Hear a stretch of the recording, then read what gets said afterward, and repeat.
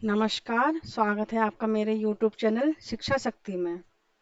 तो गाइस, अब तक मैं आपको सांख्य दर्शन और योग दर्शन इसके बारे में आपको बता चुकी हूँ। आपको वो दोनों समझ में आए होंगे और जो उनकी डिटेल थी आपको पसंद भी आई होगी। आज मैं आपको बताऊंगी वेदांत दर्शन के बारे में। तो गाइस, जो वेदांत दर्शन है हमारा, ये रूढ़िवादी आस्तिक स्कूल है और आप यकीन नहीं करेंगे, वेदांत दर्शन से पेपर फर्स्ट में काफी क्वेश्चन आते हैं। तो शुरू करते हैं आज हमारा वेदांत दर्शन। वेदांत दर्शन को उत्तर मीमांसा भी कहा जाता है। तो जो वेदांत दर्शन है, ये उत्तर मीमांसा भारतीय दर्शन का एक रूढ़िवादी आस्तिक स्कूल है। वेदांत का शाब्दिक अर्थ है वेदों का अंत, यानी कि जब वेदों का अंत हो गया था, अंत मतलब वेदों के रचित होने के बाद वेदांत बनाए गए थे। जब वेद बन चुके थे, चारों वेदों की रचना हो चुकी थी, उनके बाद वेदांत की रचना हुई थी। और उपनिषदों को संदर्भित करता है क्योंकि यह वेदों के अंत में आता है। वेद शब्द का अर्थ होता है ज्ञान। यह संस्कृत के मूल शब्द विद से लिया गया है, जिसका अर्थ होता है खोजना या समझना। यानी वेदांत का सब शाब्दिक अर्थ ज्ञान होता है, जिसके द्वारा हम कुछ भी खोजते हैं या फिर समझते हैं, वो सब वेदांत के अंतर्गत आते हैं। तो वेद क्या मानते हैं? वेद मानते हैं कि ईश्वर एक है और सर्वज्ञ शक्तिमान है और सदैव हमेशा हर जगह मौजूद रहता है। इस ब्रह्मांड में तीन सत्ताएं हैं: ईश्वर, आत्मा और पदार्थ। जीवन का अंतिम उद्देश्य भगवान के साथ मिलकर मोक्ष प्राप्त करना है। ये वेदांत दर्शन के अनुसार माना गया है। यह ब्रह्मांड भगवान द्वारा बनाया गया है। पुनर्जन्म और आत्मा की अमरता का सिद्धांत इसमें माना गया है। यानी कि बार बार पुनर्जन्म होता है और मृत्यु होती है, मृत्यु के बाद फिर पुनर्जन्म होता है। प्रत्येक वेद को आगे तीन व्यापक वर्गों में बांटा गया है। कौन कौन से वर्गों में बांटा गया है? मंत्र, ब्राह्मण और आरण्यक। मंत्र के बारे में समझते हैं। मंत्र में ईश्वर के भजन या फिर मंत्रों के बारे में बताया गया है कि जो अद्भुत शक्तियां हैं भगवान के द्वारा रचित, उनकी आराधना के लिए, उनकी पूजा के लिए मंत्रों की रचना हुई है और इन मंत्रों के द्वारा उनकी पूजा अर्चना करी जाती है। ब्राह्मण में गद्य अनुष्ठान प्रार्थना आती है। इसमें विभिन्न शक्तियों का आह्वान करने के लिए विभिन्न कर्म कांडों की विधि की चर्चा करी गई है। यानी कि ये पूजा किस तरह करनी चाहिए, उसकी क्या विधियां हैं, क्या नियम है, उनकी व्याख्या ब्राह्मण में करी गई है। और आरण्यक में इसका अर्थ है जंगल। यानी कि इस खंड को उपनिषद के रूप में भी जाना जाता है। उपनिषदों को वेदांत के नाम से भी जानते हैं। यानी कि जब ऋषियों ने जंगल में जाकर इनकी रचना करी थी, तो इसलिए इनको आरण्यक के नाम से भी जानते हैं। उपनिषद दुख धातु से बना है, जिसका अर्थ है बैठना या नष्ट करना। उप का अर्थ है पास में बैठना या समर्पित होना। जब ऋषियों ने अपने शिष्यों को अपने पास बिठाकर उपदेश दिए थे, तो उनको उनके शिष्यों ने इसमें संदर्भित कर लिया था। किसमें? उप आरण्यक में। मीमांसा के भी दो प्रकार हैं। ऋषि जैमिनी द्वारा पूर्व मीमांसा, जो कि सही जीवन जीने से संबंधित है, और उत्तर मीमांसा ऋषि वात्स्यायन द्वारा रचित। इसमें दर्शन की वेदांत प्रणाली बताई गई है। ये मीमांसा के प्रकार हैं। कौन कौन से? एक तो पूर्व मीमांसा, एक उत्तर मीमांसा। पूर्व मीमांसा है जैमिनी जी द्वारा रचित और उत्तर मीमांसा है ऋषि वात्स्यायन द्वारा रचित। 8वीं शताब्दी ईस्वी में बादरायण के ब्रह्म सूत्रों पर शंकर की टिप्पणियों ने अद्वैतवाद की अवधारणा को पेश करा था। अर्थात केवल एक ही आस्तिक है, मतलब एक ही अस्तित्व है, वो है सिर्फ ब्रह्म, ईश्वर। और सब कुछ ब्रह्म है, आत्मा भी स्वयं भी ब्रह्म है। वो कहते थे हमेशा अहम ब्रह्मास्मि। यानी कि जब खुद का और ब्रह्म के बीच का अंतर मिट जाता है, तो आत्मा खुद को ब्रह्म में लीन मानती है। इसके मुख्य सिद्धांत समझेंगे हम। कौन कौन से हैं? वेदांत के मुख्य सिद्धांत ब्रह्म है, आत्मा, बंधन मुक्ति, ब्रह्मांड विज्ञान और नीति। इनके बारे में थोड़ा सा एक्सप्लेन करते हैं। ब्रह्म के बारे में सबसे पहले जो उपनिषद है यानी कि उच्च परा, ये ब्रह्म और निम्न ब्रह्म की बात करता है, यानी परा और अपरा, यानी पारलौकिक संसार और ये भौतिक संसार, इनकी बात करता है। पारलौकिक पारलौकिक यानी कि आध्यात्मिक संसार की बात है, और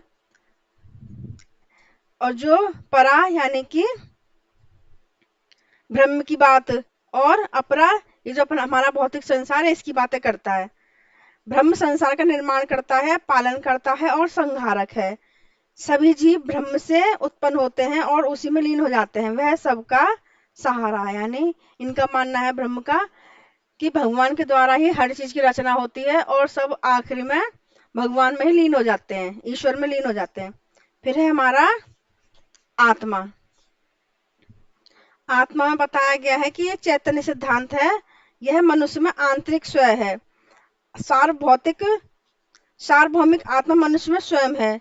जब मनुष्य को अपनी आत्मा और ब्रह्मा का ज्ञान हो जाता है तब वह अनुभव चैतन्य की तरफ बढ़ता है। फिर है हमारा बंधन और मुक्ति।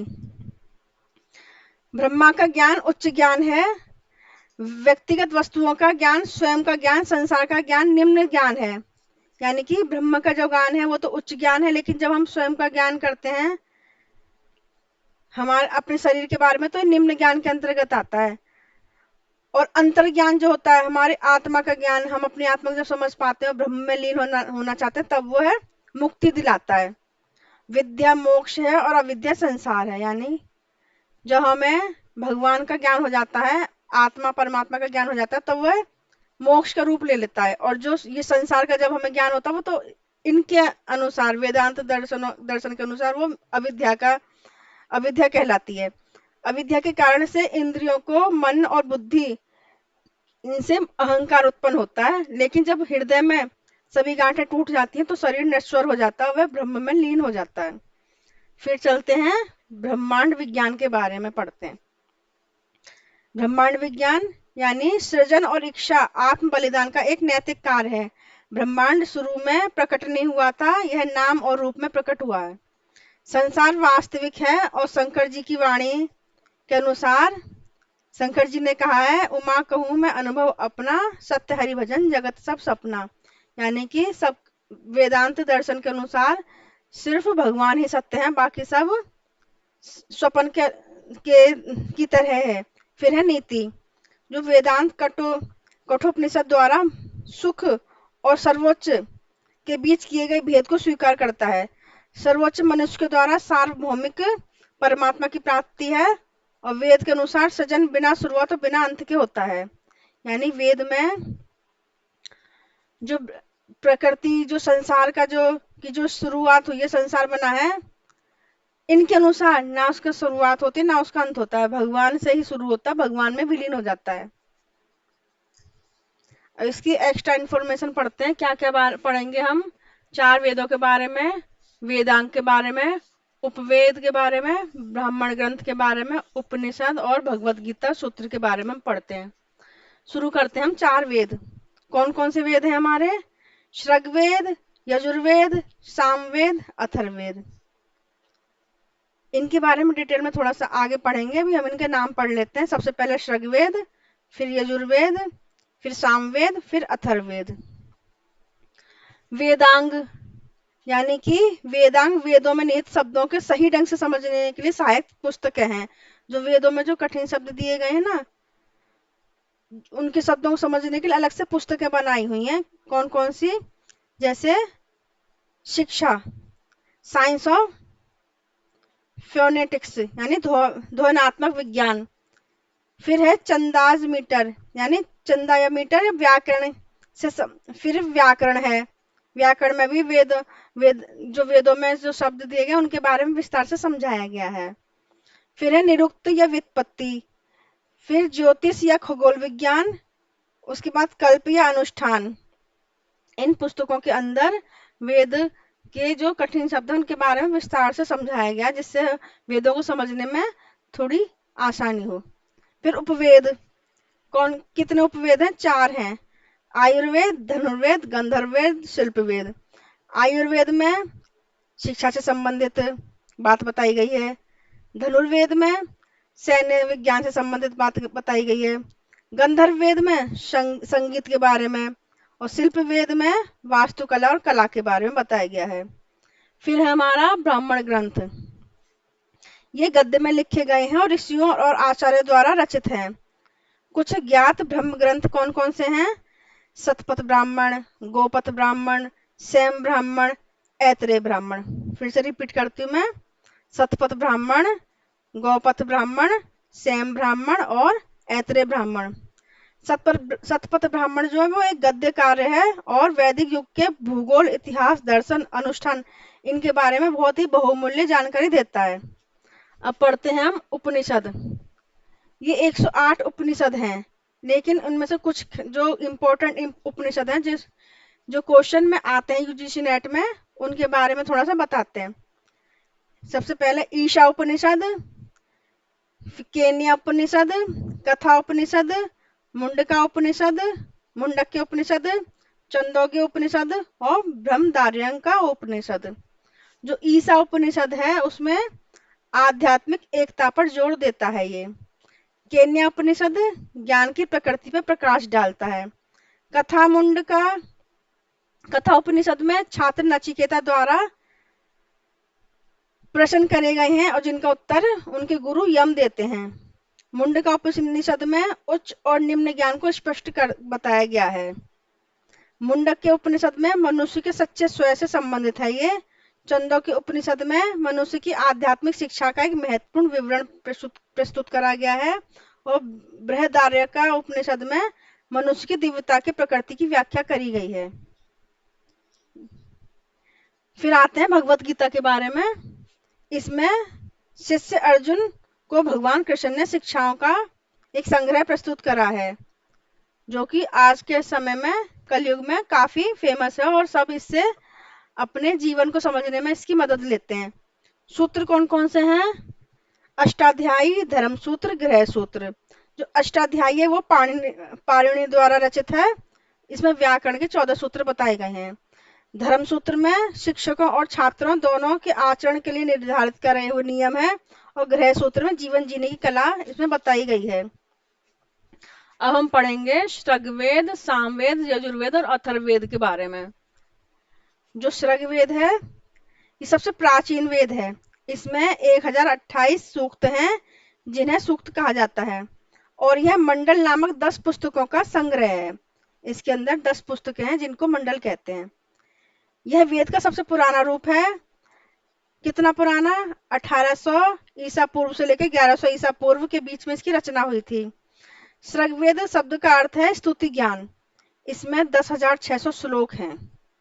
10 पुस्तक या मंडलों में से पुस्तक संख्या 1 और 10 सबसे छोटी है, क्योंकि वे 2 और 9 तक की पुस्तकों की तुलना में बाद में लिखी गई है। ऋग्वेद पुस्तकें 2 से 9 तक के बीच की जो पुस्तकें हैं ब्रह्मांड, विज्ञान और देवताओं से संबंधित हैं। ऋग्वैदिक पुस्तकें 1 और 10 दार्शनिक प्रश्नों से संबंधित हैं और समाज में दान सहित विभिन्न गुणों के बारे में बात करती है। ऋग्वैदिक पुस्तकें 2 से 7 सबसे पुरानी हैं और सबसे छोटी हैं, जिन्हें पारिवारिक पुस्तकें भी कहते हैं।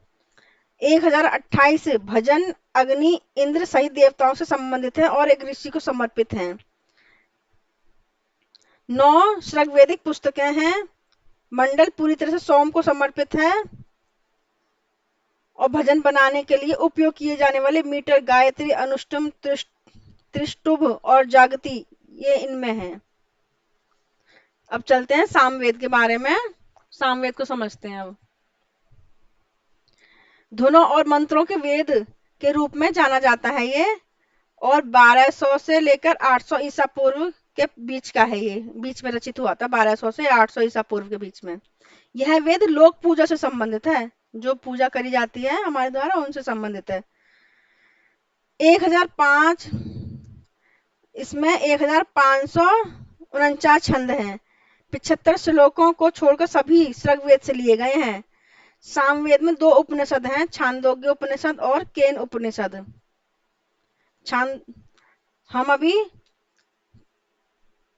छांदोग्य उपनिषद और केन उपनिषद के बारे में हमने पढ़ा भी था। जो छांदोग्य उपनिषद है उसमें मनुष्य की आध्यात्मिक शिक्षा का एक विवरण प्रस्तुत करा गया और केन में ज्ञान की प्रकृति पर प्रकाश डाला गया है। सामवेद को भारतीय शास्त्रीय संगीत और नृत्य का मूल माना गया है। इसे मधुर मंत्रों का भंडार भी कहा गया है। इसके ग्रंथ बहुत बड़े बड़े हैं। सामवेद के 3 पाठ हैं, कौथुमा, रथनीय, जैमनिया। सामवेद को 2 भागों में बांटा गया है। भाग 1 में गण नामक धुन संबंधित है और भाग 11 में अर्चिका नामक 3 श्लोक पुस्तक शामिल है।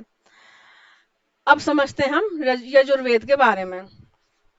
यजुर्वेद का अर्थ है पूजा का ज्ञान, कि पूजा किस तरह से करनी चाहिए, इसके बारे में बताया गया है। इसमें 1100 से लेकर 800 ईसा पूर्व के बीच में रचित हुआ है। सामवेद के अनुरूप इसमें अनुष्ठान और अर्पण मंत्रों का संकलन है। इसमें मंत्र संकलित हैं कि इन मंत्रों के द्वारा हमें किस देवता की पूजा अर्चना करनी चाहिए। इसके 2 प्रकार हैं, कृष्ण और शुक्ल। कृष्ण यजुर्वेद के छंदों का एक अव्यवस्थित अस्पष्ट प्रेरक संग्रह है और शुल्क यजुर्वेद में श्लोकों को एक व्यवस्थित और स्पष्ट करा गया है। जो कृष्ण है उसमें तो अव्यवस्थित रूप से संकलित करा गया है प्रेरक संग्रह, लेकिन शुल्क में व्यवस्थित रूप से संकलित करा गया है। यजुर्वेद की सबसे पुरानी परत में 1875 श्लोक हैं जो ज्यादातर ऋग्वेद से लिए गए हैं। यजुर्वेद की सबसे छोटी परत में विभिन्न उपनिषद शामिल हैं। वृहदारण्यक उपनिषद, ईसा उपनिषद, तैत्तिरीय उपनिषद और कथा उपनिषद, श्वेतांबर उपनिषद और मैत्री उपनिषद, ये इसमें उपनिषद हैं।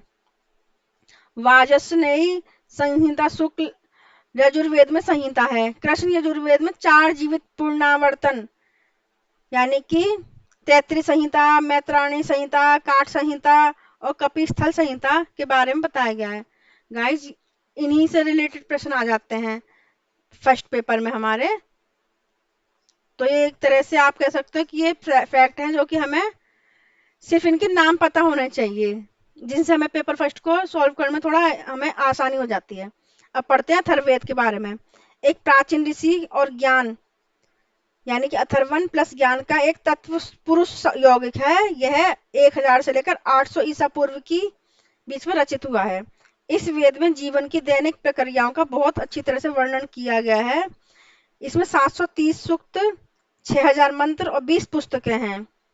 पैपलवाद और शौनकाकीय अथर्ववेद के 2 जीवित अंश हैं। इसको जादू सूत्रों का वेद भी कहते हैं।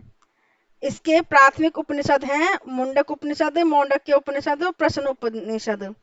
इस वेद में कई भजन हैं जिनमें से कई मंत्र और जादू मंत्र भी हैं जिनका उपयोग जादू टोना करने के लिए करा जाता है। अब गाइस, कर्म सिद्धांत के बारे में बताती हूँ कि वेदांत दर्शन के अनुसार कर्म के क्या सिद्धांत हैं। वो हैं 3, एक संचित कर्म, एक प्रारब्ध कर्म, एक संचित मान कर्म।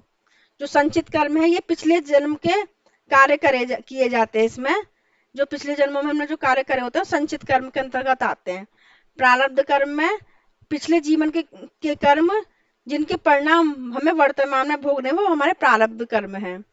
संचित मान कर्म जो हम वर्तमान में जीवन की प्रक्रिया कर रहे हैं जिनका फल हमें भविष्य में मिलता है। अब गाइस, हम वेदांत के स्कूलों के बारे में पढ़ते हैं। ये काफी इंपॉर्टेंट है और अक्सर इनसे प्रश्न पूछ लिया जाता है। तो ये स्कूल है हमारे 6। कौन कौन से? एक अद्वैतवाद, एक विशिष्टाद्वैतवाद, एक द्वैतवाद, एक द्वैताद्वैत, शुद्धाद्वैत और भेदाभेद। इनके प्रवर्तक के बारे में हमें इनके नाम याद करने होंगे। जो अद्वैतवाद है वो शंकराचार्य के द्वारा, शंकराचार्य ने इसका वो करा था विस्तार, और रामानुजाचार्य ने विशिष्टाद्वैत का विस्तार करा था। माधवाचार्य ने द्वैतवाद का, निम्बकाचार्य ने द्वैताद्वैत का, वल्लभाचार्य द्वारा शुद्धाद्वैत का विस्तार हुआ था और चैतन्य महाप्रभु द्वारा भेदाभेद का विस्तार करा गया था। गाइस, इनको थोड़ा सा मुझे डिटेल में पढ़ाना है। अगर मुझे शायद मैं कल आपको इनके बारे में डिटेल में पढ़ाऊंगी, आज तो इतना टाइम नहीं है, वीडियो लंबी हो जाएगी। आगे चलते हैं, ज्ञान के प्रकार कौन कौन से हैं। तो शंकराचार्य जी के अनुसार ज्ञान के दो प्रकार हैं, अपरा ज्ञान और परा ज्ञान। अपरा ज्ञान में भौतिक ज्ञान आ जाता है और परा ज्ञान में आध्यात्मिक ज्ञान, यानी जो हम जो नॉर्मल लाइफ का जीवन जीने का जो ज्ञान हासिल करते हैं वो हमारा अपरा ज्ञान में आता है। लेकिन जब हम भगवान के नजदीक जाने का आध्यात्मिक ज्ञान हासिल करते हैं परा ज्ञान में आता है। रामानुज के अनुसार भी ज्ञान के दो भेद हैं, एक है धर्मबुद्ध ज्ञान, एक धर्मभूत ज्ञान। तो गाइज आज के लिए इतना ही, कल फिर मिलेंगे अगली वीडियो में। धन्यवाद।